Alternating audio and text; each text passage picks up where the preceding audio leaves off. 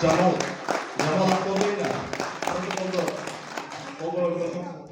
Урматтуу депутаттар, эсептөө комиссиясынын номер 1 протоколун эске алып коелу.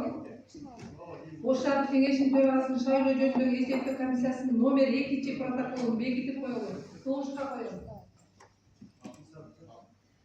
Макул, каршы жокпу? Каршы жок. Эсептөө комиссиясынын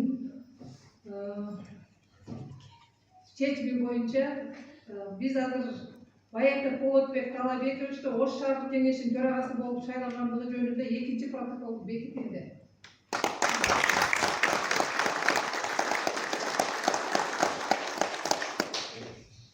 Урматтуу депутаттар, эми Ош шаардык кеңешинин төрагасы башында Ош шаарынын элине, Ош шаарынын тургундарына тереңашчылык билдирип кетким келет.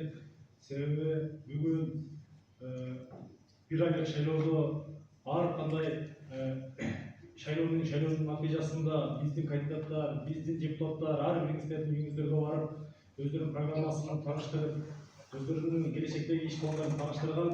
Ошонун негизинде сиздер татыктуу 51 депутатты шайлап бергениңиздер үчүн Ош шаарынын элине терең ыраазычылык билдирип кетким келет. Урматтуу депутаттар, сиздерге терең ыраазычылык билдирип кетким келет. Себеби ишеним артып, баардыгыңыздар бет оштон колдоп бергениңиздер үчүн, үй-бүлөңүздөр менен, тууган уруктарыңыздар менен, элибиз менен баардыгыңыздар тынч болуңуздар.